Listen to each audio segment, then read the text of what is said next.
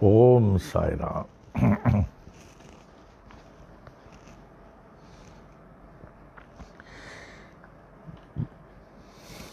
Baba distributes kafnis to ascetics only. सिर्फ बाबा संतों को ही, सन्यासी को ही कफनी देते हैं। कफनी बांधो, क्योंकि कफनी से विचार, वैराग्य का विचार उत्पन्न हो जाता है। कफनी से सिर्फ उन लोगों को ही देते हैं। एक बार जब बाबा ऐसे त्यागी सन्यासियों को अपनी कफनी दे रहे थे, तो प्रोफेसर जी नारखे बहुत हाईली एजुकेटेड है, ये नागपुर के गोपाल राव बूटी के दामाद, जो पहले नहीं मानते थे, नहीं जानना चाहते थे। फिर तो बाबा के पास एक ही बार जाने की ज़रूरत था, दोबारा नहीं, वो सरेंडर हो जाता। एक बार जाने की ज़रूरत है, फिर वो सरेंडर हो जाता। There you find your seeing Baba face to face God. फिर तो सरेंडर हो गए। Professor G Narkhe of Deccan engineering college Poona,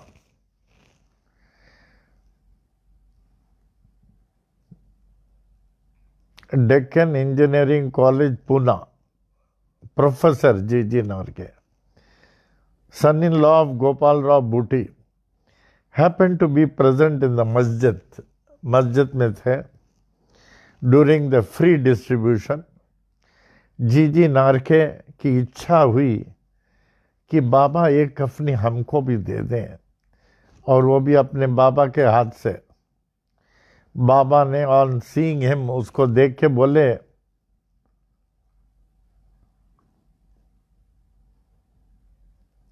बाऊ मैं तुमको कफनी नहीं दे सकता। बाबा बोले, मैं तुमको कफनी नहीं दे सकता, क्योंकि अभी तुमको अपने जीवन में, गृहस्थ जीवन में अभी बहुत काम करना है। तुमको गृहस्थ जीवन में अभी तुम्हारे बहुत कर्तव्य हैं। हम नहीं चाहेंगे वो कर्तव्यों को छोड़ के कफनी बांध के तुम यहाँ आ जाओ। नहीं, तुमको अभी काफ़ी कर्तव्य करना है। अब मैं ये कफनी तुमको नहीं दूंगा, क्योंकि अभी तुमको जो है गृहस्थ आश्रम का जीवन निभाना है, और तुम्हारे ऊपर काफ़ी जिम्मेदारी है, काफ़ी जिम्मेदारी है। What a wonderful. जी नारखे ने तुरंत मान लिया, बाबा के आशीष को तुरंत मान लिया, कहते हुए, बाबा आपका कहना एकदम ठीक है, हमारे ऊपर बहुत जिम्मेदारी है, बहुत जिम्मेदारी है, लेकिन आप हमारे साथ हमेशा रहना, जिससे हम इन जिम्मेदारियों को निभा सको। जिम्मेदारियों को निभाने के लिए आप हमारे साथ रहना। देखिए, उनको नहीं दिए। बाबा को मालूम है किसको देना चाहिए, किसको नहीं देना चाहिए। बाबा's concern even over lizards। चींटी को भी खाना देते थे, कहते उसमें भी तो मैं हूँ। मक्खियों को भी और छिपकलियों को भी। तो एक बार बाबा बैठे हुए थे मस्जिद में, एक छिपकली टिक टिक टिक टिक टिक आवाज कर रहा था। फिर जो मस्जिद में थे वो उस छिपकली के पास गया, उसको भगाने के लिए, छिपकली को भगाने के लिए गया। Baba showed unique concern even on the lizards. उसमें कहा, बाऊ तुम उसको भगाओ नहीं, तुम उसको बाऊ तुम उस छिपकली को भगाओ नहीं। इस चीज़ को ध्यान से सुनिए। बाबा कहाँ सर्वव्यापक है। चींटियों में हर जगह बाबा है, हर जगह। जब एक समय आता, जब बाबा का साक्षात्कार हो जाता ना, तब तो उस समय आप हर एक में बाबा को देखने लगते हैं, लेकिन उस समय आने तक नहीं देख पाते आप। तो कहा उसको भगाओ नहीं। वो कितना खुश है, वो छिपकली कितना खुश है। वो इसी बात में खुशी है कि उनकी बहन, छिपकली के बहन, अब थोड़ी ही समय में औरंगाबाद से आ रहा। वो इतना नाच रहे, चूं चूं चूं कर रही है, क्योंकि उनकी बहन औरंगाबाद से आ रहा है। उनको, छिपकली को पता लग गया। What a wonder. एक हॉर्समैन, घोड़े वाला आया औरंगाबाद से, और उसने एक बैग खाने का, फूड ग्रेन अपने घोड़े के लिए उन्होंने गोनी भर के जो वो खाने की चीज़ अपने घोड़े के पास रखा कि घोड़े खावे। बड़ा आश्चर्य की बात है, उस गोनी में से, उस बैग में से एक दूसरा छिपकली तुरंत बाहर कूदा, उस बैग में से कूदा, और उसका भी साइज वाज वही जो छिपकली जो दीवार में था मस्जिद में, उसी के साइज का था। वो that was present in the mass dropped out from the bundle of food grains, और उसके ओर गया दोनों, और वो जो छिपकली छिप छिप छिप छिप कर रही थी उसकी ओर गया, और दोनों आपस में बड़े प्रेम से मिले। Both lizards met cheerfully and started voicing tick tick tick tick tick tick, आपस में बोल रहे थे वो लोग। Baba gave a cheerful smile, हंसते हुए बाबा हंसने लगे और भक्तों को कहने लगे, देखा, जो ऐसे जीवों को, भगवान के बनाए हुए जीवों को ख्याल करता है, उसका ख्याल भगवान क्यों नहीं करेंगे। उनके ऊपर भगवान की कृपा होती है जो ऐसे जीवों को ख्याल करता है। हमें एक याद आया,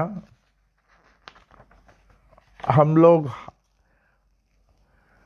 हरिद्वार यात्रा में थे। हम लोग तो बहुत 30 साल से सिल्वर जुबली भी वहाँ मनाए।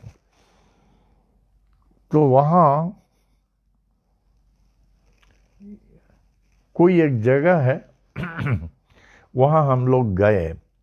एक बाबा बैठे हुए थे हरिद्वार में, एक जगह कहीं गए,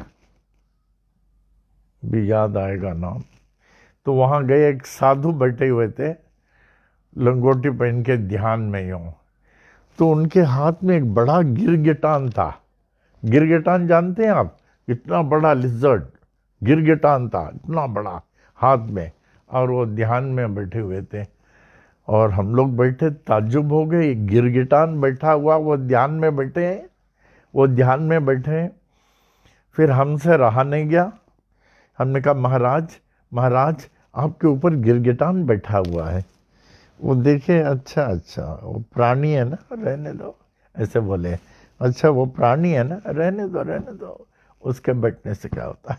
अगर आपके ऊपर गिरगिटान बैठे, आप ऐसे बोले, आपके हाथ में गिरगिटान आ जाए, आप तो वहीं बेहोश हो जाएंगे।